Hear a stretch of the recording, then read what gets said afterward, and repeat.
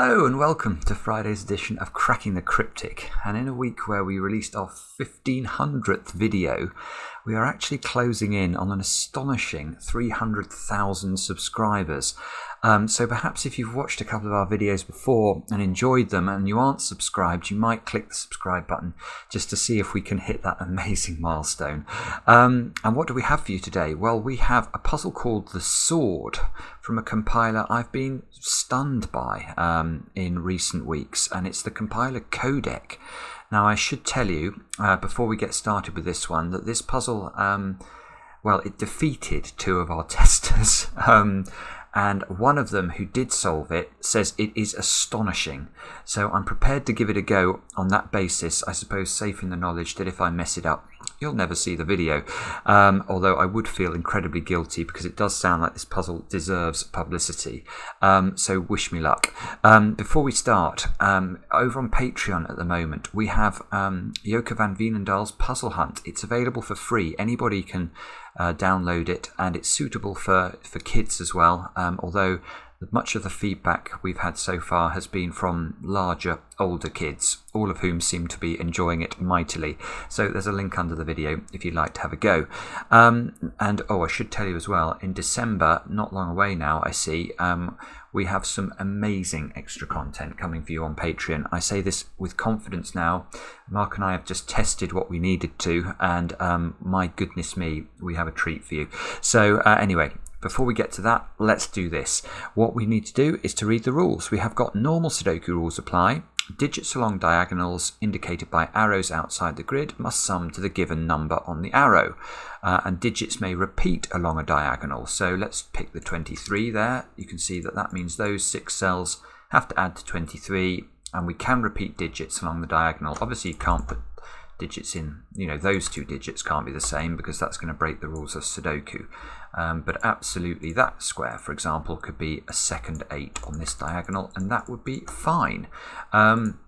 So that's how these little killer clues, as they're called, outside the grid work. Now, there is also a disjoint groups restriction here. So what does that mean? That means that digits cannot appear in the same position in different boxes. So what we have to do there is, let's imagine this square. Let's say we found that this square was a 1. Now that would mean that's the top left-hand square of its box. That means that no other square, no other box in this Sudoku can have a 1 in its top left-hand position. Now you can see for these yellow squares here, that makes no difference at all because 1 could never have gone in those anyway because of the rules of Sudoku. But these 4 squares here also cannot be 1. Now this plays havoc with my scanning when I do disjoint sets puzzles because, of course, you can't just look at rows, columns and boxes. You have to be aware of the positions of numbers elsewhere in the grid. It's a nightmare. So let's pick another number just to go through it. So if this was a 9, that would mean you couldn't place a 9 in any bottom right hand positions. And I suppose one thing to mention is, if we think about that, the reason it's called disjoint groups or disjoint sets is because consider these digits, all of the digits in the bottom right hand corner of their boxes. Well, when in the finished grid, we must see the digits 1 to 9 in the yellow squares. So if you like, it's another condition, it's another set of the 1s and 9s which must appear in the puzzle. So it's a very interesting restriction, quite difficult to work with, so we'll see how I get on. Do have a go at the puzzle though. Qodec's puzzles have been a revelation, and I'm looking forward to trying it. With that, let's get cracking. If you want to have a go, of course, you click the link under the video. Now, I can see a 7 here on this diagonal. That's 3 cells, all of which have to be different digits, so that's got to be 1, 2 and 4. And the 11, well, 11 in 2 digits is not normally very restricted. It's not actually very restricted here, but it can't be 2, 9 or 4, 7 anymore, so it's 3, 8 or 5, 6. Is it the 50 next? It looks like it might be, because the 10 clue, there are 4 ways of making 10 in 2 digits without repeating a digit. There's a 23 diagonal, which is, it's averaging to close to 11. No, on average it's going to have slightly lower digits than the average, but it's not very helpful. 22 in 4. no clue what that means. 22 in 6, similar to the 23, useless. And 11 in 3 is useless. Right, so let's look at the 50. This is going to be the key. We need to understand what this is doing. So we've got, it's obviously a high total. So if we put digits, let me just do some quick maths in my head. This might not be as restricted as we need it to be, but let's think about it. What's the maximum we could make those two squares equal to? Well, we could make them 8 and 9. That square we could make a 9. These two squares. Now, I was just worried for a moment there about the disjoint sets, but actually we can repeat the 8 and the 9. We have to be careful, because if, for example, that was a 9, we now can no longer place 9 in any of these positions in the Sudoku. Well, you know, you got the idea. This one couldn't be a 9, but that could still be an 8. So we could go 8, 9, 8, and that would be fine. And then this... that's interesting. Well, it's not really interesting, but this one can't be 9 for two reasons. Firstly, the 11 diagonal rules out 9, because you'd have to repeat 2 1s in order to get to 11, but also there is a 9 here under this sort of working out what the highest we could place on this diagonal hypothesis is, and that would be an 8 therefore.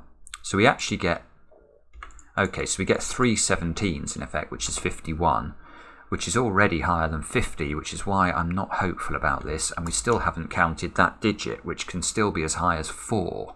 So there's actually 5 degrees of freedom on this diagonal, which is not what you hope for in little killers. What you hope for is 0 degrees of freedom.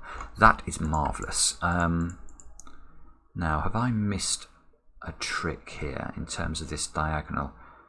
I'm terrified I've missed something on the disjoint sets, because it's actually easier when there aren't many digits in the grid, because you don't have to keep worrying about, you know, what, for example, that digit is and whether it impacts that square.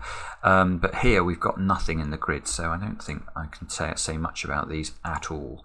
Well, that is a worry, because what on earth are we meant to do then? Sometimes with little killers you have to combine diagonals. So are there any useful looking? It's not really. I have to say, this one looks like it's sharing 1 digit with the 22 down there. That one then goes here, which shares a digit with... But we don't even get a rectangle out of this.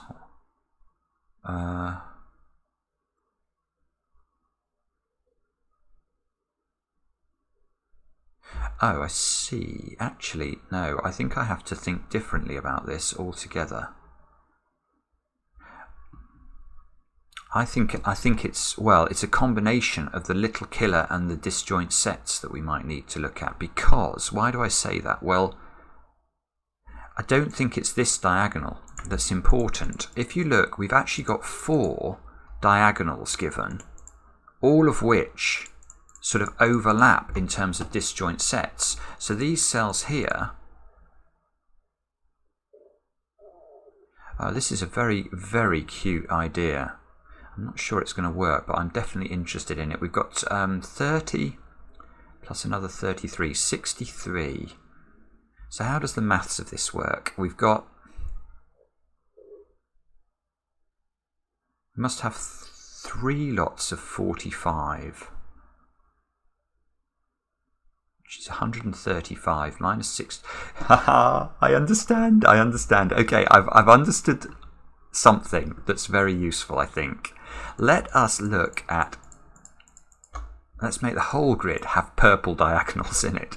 So, what do we know about these cells? We know something quite interesting if we think about it slightly differently. If I highlight those cells, you can see that these cells are the top left-hand cells of each of the 9 by 9 boxes. So we know each of these cells contains a different digit in the finished solution. So all of the blue cells are the digits 1 to 9 in some order. Don't know what the order is, don't care. Now that means all of the middle cells in the grid form another set of the digits 1 to 9 in some order. Again, don't know what the order is. and the purples form another set of the digits 1 to 9. In other words, the coloured cells in this grid form 3 sets of the digits 1 to 9, and therefore, if you add up 1 to 9, you get 45. 3 lots of 45 is 135. So I know that the coloured cells add up to 135. But I also know from these little killer clues, it's just a great idea, this. It really is, because these... that's not working at all, is it? Well, you can see the 23 diagonal, the 7 diagonal, the 11 diagonal, and the 22 diagonal. It's still not going to work. Actually, let me highlight them all, then I'll change the colour. These diagonals, these red cells, we know what the sum of them is. It's 63. Therefore, this multicoloured diagonal has to add up to the difference between 135 and 63, which happens to be 72, which is one of those numbers in Sudoku that should make alarm bells ring in your head, especially when it's got to exist within 3 different boxes of the Sudoku, because what's the maximum I can put in each of these cells? Well, it's 7, 8 and 9. 7, 8 and 9 add to 24. So 3 lots of 24, yep, it's 72, and we are off and running. We have to write 7, 8 and 9 into the leading diagonal because of the disjoint sets rule, which is absolutely gorgeous. Now, what does it mean? Well, it means that this diagonal here, adding to 10 now, can't be 3, 7, 2, 8 or 1, 9. That is 4, 6. I'm going to get rid of these red streaks, if you don't mind. They are distracting me. Okay, I should probably make these all the same colour as well, because that's also distracting. I'll make those red. Okay, in fact, I could actually just get rid of the highlighting. Yeah, I'll get rid of the highlighting. I don't think we need it. We know what they are.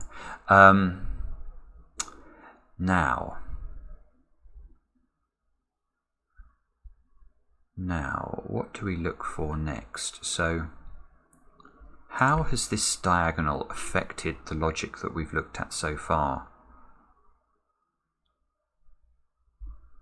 It's not really, it's not affected the 50 diagonal at all. The 20, oh,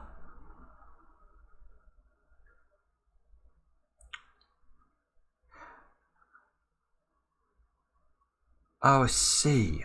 Oh, that's absolutely beautiful. Look. Oh, no, I know why this is called. I know why I've done this wrong. I've done this wrong, completely wrong. I've just understood why it's called the sword. I need to get rid of these. Sorry. This was not the order, I think, that Qodec wanted me to do the puzzle in. I think it's called the sword because he is hinting that along the solution path to the puzzle, you may discover a sword, and I have now discovered it. There's this sort of blade of the sword here, which is the first step. Now look at this 22 diagonal. I've got to put the colour back in. That's got to be red, because this 22 diagonal is fascinating. What is the maximum we can make those two squares? Well, we can't make them... well, you can see, we've just got to put the maximum digits in. They can't be 7, 8 and 9. So the maximum we can make them is 5 and 6, which is 11. Now that means I need to make sure these two cells add up to at least 11. But these are on the diagonal. These are affected, if you like, by these 3 cells, which are a 7, 8, 9 triple. So the maximum I can make these squares would be 2 6s. But I can't make them 2 6s because once one of them is a 6, the other one can't be a 6 because these are the bottom right corners of their boxes. So these have to be different digits. And if they have to be different digits and they can't be anything higher than a 6, they have to be 6 and 5 as a maximum. And now this diagonal as a maximum adds up to 22. So these are all correct. And look what we've drawn. Look what we've drawn in the grid. The sword. This is it. So this is I mean, this is actually incredibly original. I've seen many puzzles over the years that have been called things that sort of reflect the opening position, if you like, or even the closing position. But to reflect the solution path is really lovely. Absolutely brilliant. So, having said which, that's the end of the title, so I'm not going to get any more clues as to what happens next. Now, I'm not removing the highlighting now. I refuse. What does this mean? So this is putting a particularly useless digit, a very average digit, on the 23 diagonal and on the 22 diagonal. So I don't think it's done anything to those diagonals. Doesn't seem to, well, I was about to say it hasn't done anything to the 11 diagonal, but it has affected this cell, because this cell, oh, no, it's not the 11 diagonal, it's the 50 diagonal. Ah, now, look, the 50 diagonal, when we looked at it at the start, this cell I thought could be 9 or 8. Well, now there's no way it can be 9 or 8, because this cell is the bottom right-hand corner of its box, which already sees a 7, 8, 9, 6 and 5. This cannot be higher than 4. And that's got rid of an awful lot of the degrees of I had 5 degrees of freedom on here. Sorry, I'm just going to check this diagonal now. So if this can still be 8, 9, this can still be 8, 9. So we get, so if I make that 9, we've now got 43. I need to make these, oh, this is, it's just, this guy is so good. He is so good. This is it. These two have to be add to 7. We can't make them add up to more than 7 because they can't be the same digit. So what do we put in the bottom right hand corners of these squares? If I put a 9 here, which is the most obviously I can put in, I have to get to at least 7 with these two digits. But how do I do that? I can't put 4 into both of them because they're both in the bottom right hand corner. So I have to use 4 and 3. Now that one can't be a 3. So this, we actually know the order that this goes in. That's going to have to be 4. That's going to have to be 3. And we can get rid of 4s up here. We've got another crossing of our sword. Maybe we can say, maybe the sword extends and looks like that. That's even better, maybe. I'm going to leave that highlighting in as well.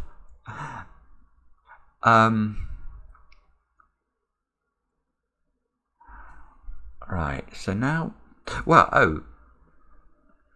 now I think we can say something about these two cells, because these are the only cells in the bottom right hand corner of a box that we've not thought about. And we know that 3, 4, 5, 6, 7, 8, 9 in some order have all gone. So they are a 1-2 pair. Oh, now that is on the 22. Actually, these are both on the 22 and the 23 diagonal. Still not quite sure how to use that though. Let me put the 4 and the 6 in back here. Let's restore. Well, let's blunt the sword. We've blunted the sword. 3 now has got to be in one of those squares by Sudoku. That's using this 3 down here.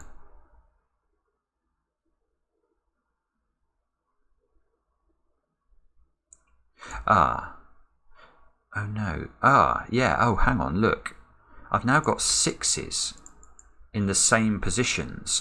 This is one of the weird things about disjoint sets puzzles. These, however we arrange these cells, we can't have 6 in these positions in any other box of the Sudoku, and you can see that because if we looked at the finished solution and there was a 6 here, now this can't be a 6 in this box, so that would have to be a 6.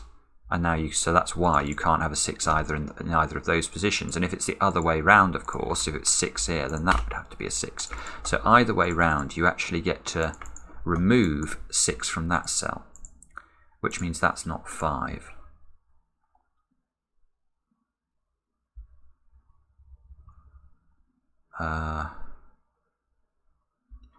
Oh, now hang on.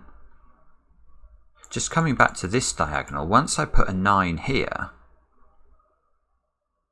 I can get rid of 9. I can get rid of some 9s. I can get rid of 9s from every bottom right-hand cell. So 9...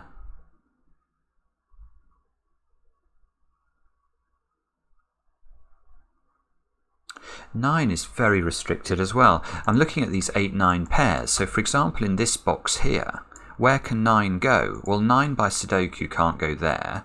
We know it's not on the leading diagonal because of the red diagonal, and we know it's not in either of these two cells because of this 8, 9 pair there and there. So 9 must be in column 3.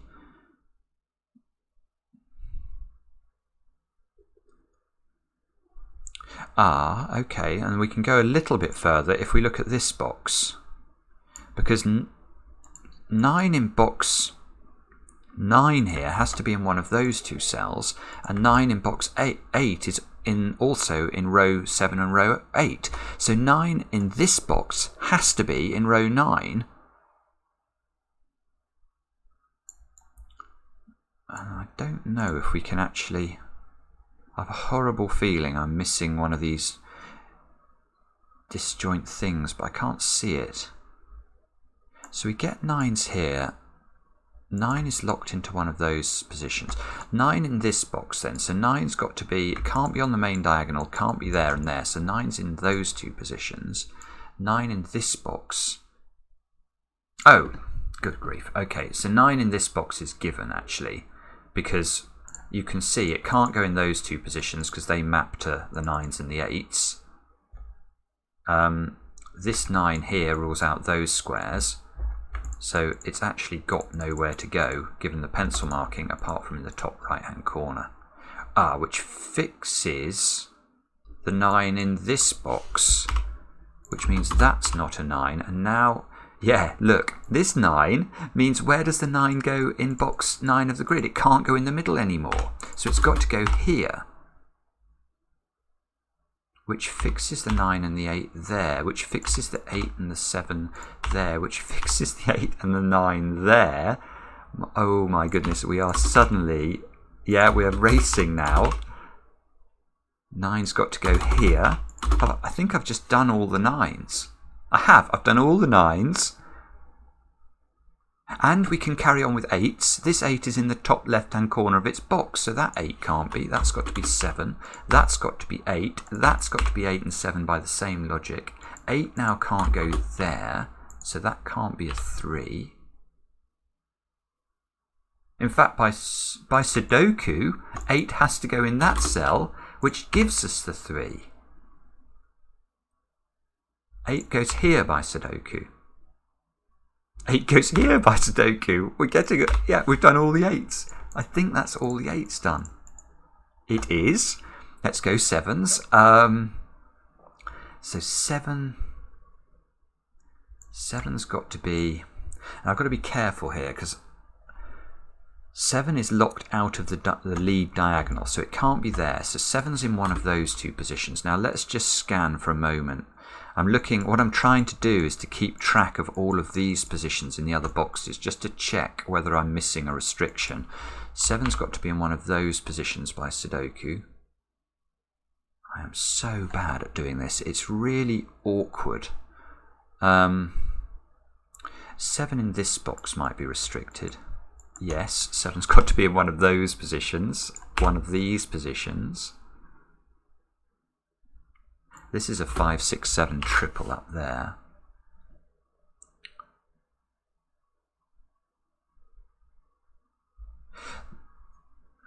Now that one can't be 6 because of the 6's locked. We've already looked at those 6's. So this is 5 or 7.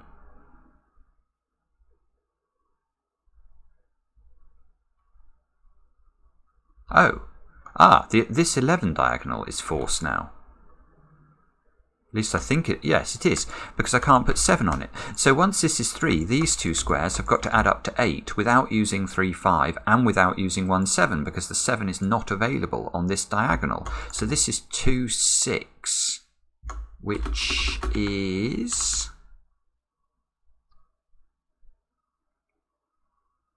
Well, it's not think...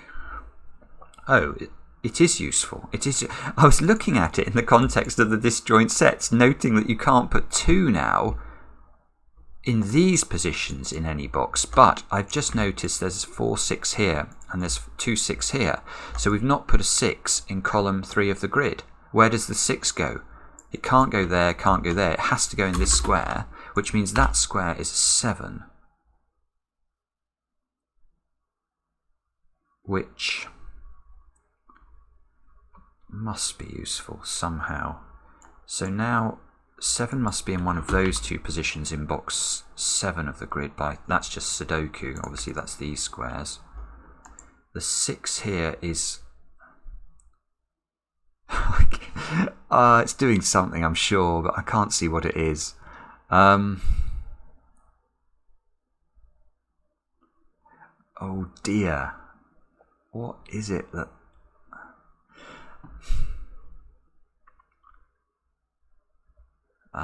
sorry about this. Having a brief moment, hopefully a brief moment, while I flounder. It was going quite well for a moment, and now 4. Okay, let's do some Sudoku. 4's got to be in one of those cells. Is that useful? It doesn't seem very useful.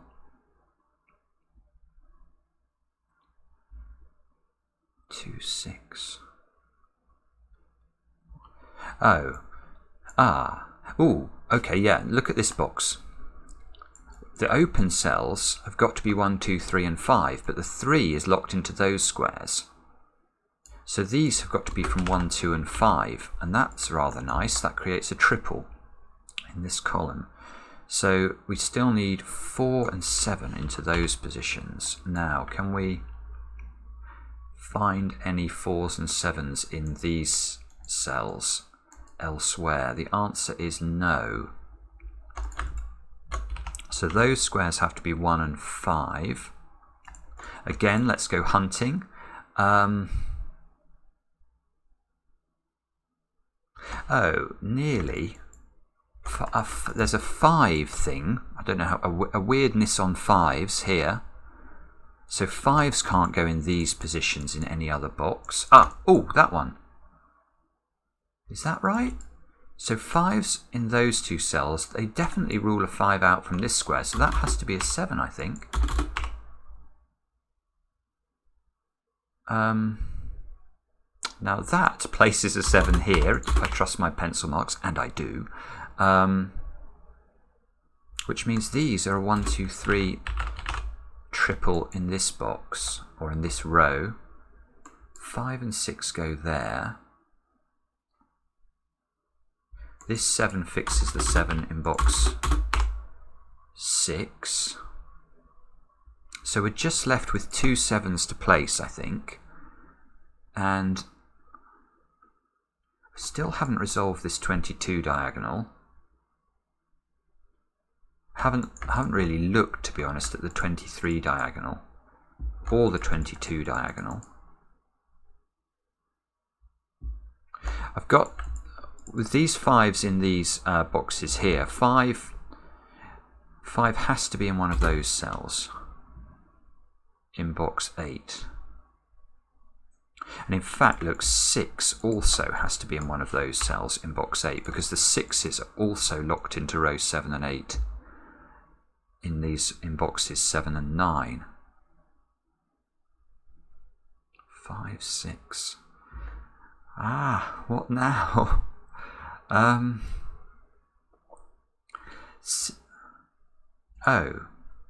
Same thing here. We've got 6s and 5s aligning in columns 7 and 8. So there's 5s and 6s in these cells.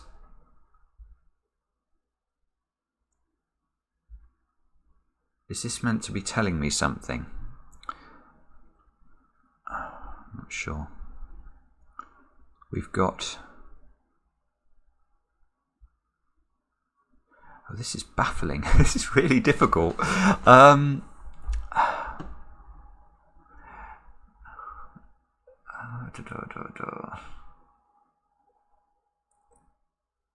So what do we do next? I've got a really good grip on the larger digit. I know very little about all of the small digits.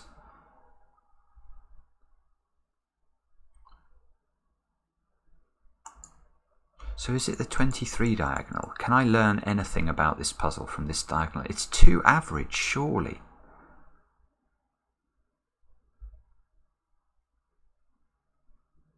Same there. Ah. Oh, no. Well, I've had a semi-intelligent thought. I can hear the chorus of even a stopped clock strike twice a day, but this is...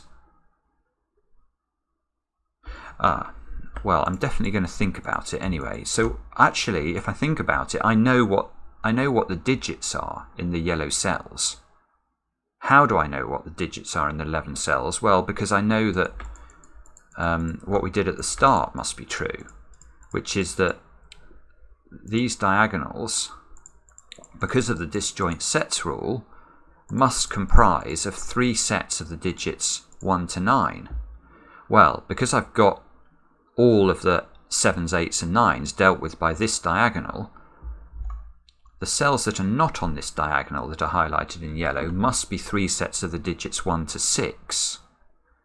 And I know exactly what's going in these cells, because these cells are a 1, 2 2s, a 3, a 4, a 1, 2 2s, a 3, a 4 and a 6. So that deals with 6 of the digits. So these cells must be... Let me work this out, sorry. These cells must be... We need 3 of each digit, so I need 2 1s, 1 2, 2 2s, 2 3s, 2 4s, 3 5. I need 3 5s because I've not no 5s yet in these cells, and 2 6s. So I need to put 3 5s on.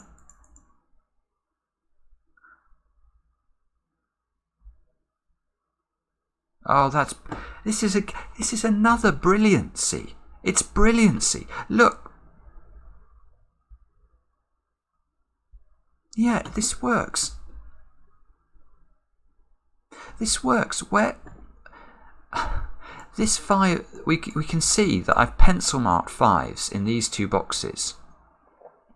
One of these is definitely a 5. I don't know which one. I'm not sure I care very much, but let's imagine it's this one. We now know that this is a 6, but more importantly, once this is a 6, we can't put 5 in either of those cells because of the 5s we know are in the bottom row. And if we do this the other way round, we can't put 5s in those positions because the 5s have to be in column 9. So what we actually know is that these boxes here can contain a maximum of 1 5. And why is that beautiful? Well, it means these 2 boxes have got to have 2 5s in them, which is saying not very much, I agree. But I know the 5s have to be in those cells because these can't be 5s. So there is a 5 in one of those cells for certain, and there is a 5 in one of these cells for certain. And that means that... What does that mean? That must mean something.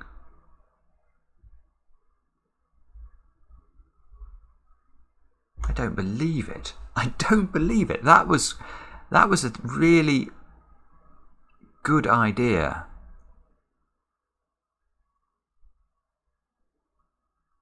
So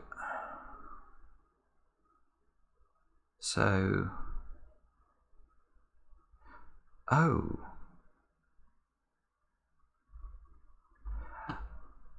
It doesn't work. It does work with oh my giddy arm. Good grief. It's 6s as well, isn't it? It's 6s as well. These cells contain 1 6, so I need to put 2 6s on the leading diagonals in these 4 boxes. Well, look, this box can't have a 6 in it, so it's not in either of those cells. how many 6s can I put in these 4 cells here? The answer is 1 again, because the 6s are locked into the same positions as the 5s, so the logic is identical. If this is a 5, that's a 6, and you now can't put a 6 there, and it's because of these 6s aligning in these positions. It's forced the 6 over into column 9 in box 6, and the 6s have been forced into row 9 in box 8. So it doesn't matter. It doesn't matter which of these is a 6. There can only be one 6 in these 4 squares. Therefore, there has to be a 6 on this diagonal in box 2, and it has to be in those squares, and that is a 5-6 pair. One of the hardest earned pairs I think we've ever found on the channel. Now, surely this cracks it, doesn't it? Because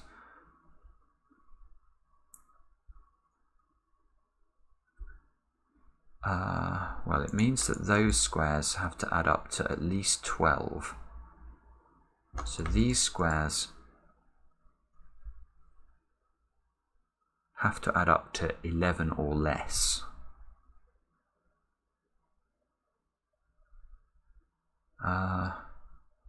What does that mean? I'm sure everyone can appreciate it except me. They've got to add up to 11 or less. Are they restricted somehow? You can't put a 2 on them. Ah, okay. So you can't, because of these 2s affecting those 2 positions, you can't put a 2 on this diagonal. So if they have to add up to 11 or less, right, okay, they've got to have a 1 in one of those, because if they don't, the minimum value of these 2 squares would be 3 and 4. 3 plus 4 plus 5 is 12. Plus another 12 is 24. Now this is definitely a 23. So there's definitely a 1 in one of those cells.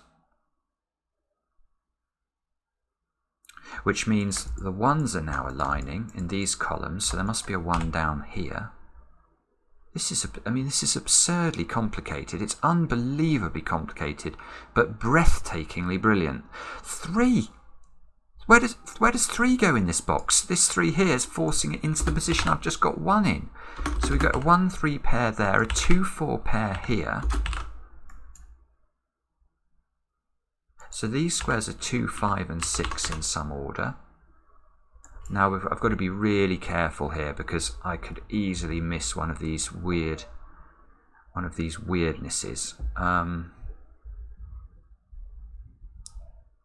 3, 2, 4. So these are from 1, 5 and 6.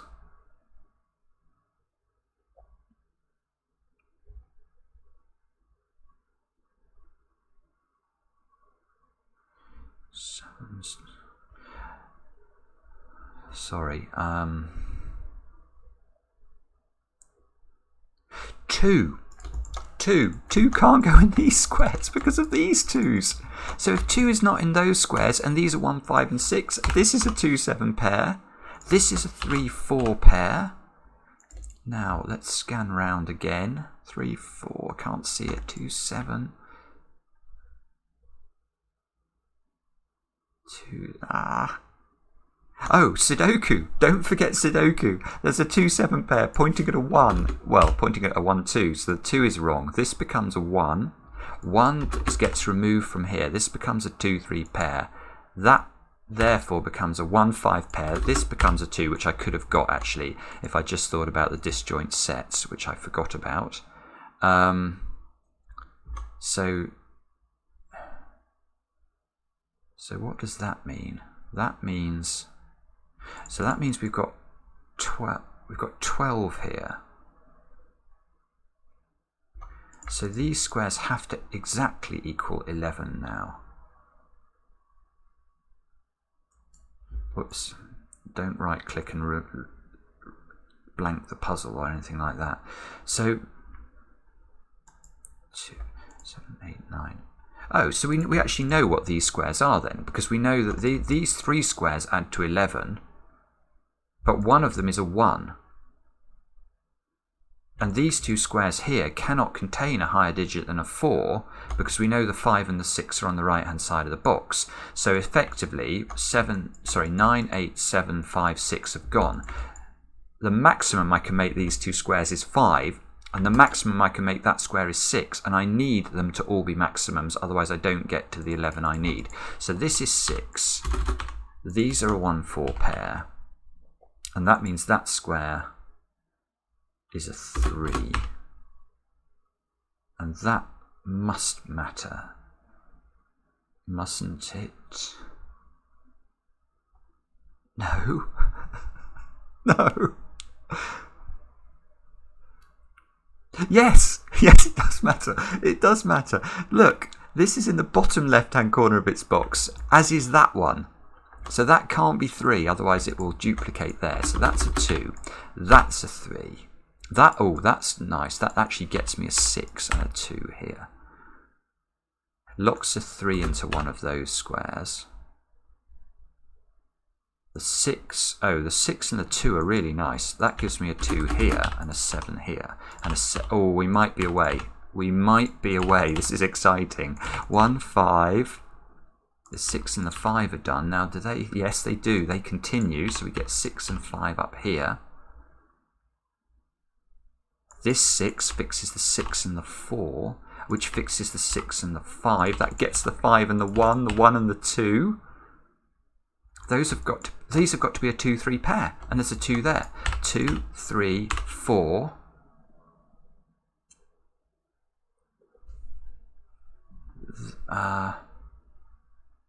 Sorry. Now that looks like it's a 5 now has to be here. So we need to look at this diagonal, but let's just tidy up what's going on here. This is a 1-3 pair. This square here has got to be a 4 to complete the column.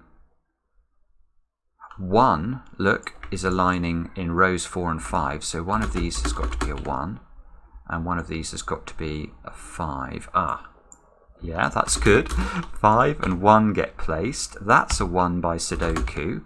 This is a 6, this is a 5. That's a 6.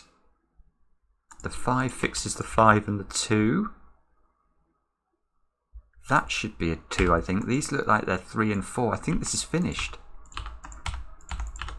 And I haven't actually checked this diagonal, which I know I need to do. Let's check it. So now I've got 10 here. 10 and 12 is 22. I think I've done it. Click, check. Yes. That is, what a sensational puzzle that is. Day after day at the moment, we are just doing these absolutely amazing Sudoku puzzles, or even Kokoro puzzles. That Qodec was another treat for me. Thank you very much. And yeah, I think I was a bit slow in places, but it's not an easy puzzle. And if it's defeated any of our testers, believe me, it is a challenging one. So yeah, don't let me know in the comments how you got through it, and let me know how I did. Please do consider subscribing if you're not subscribed already and you enjoy this. We'd really appreciate it. Thank you for watching. Back soon with another edition of Cracking the Cryptic.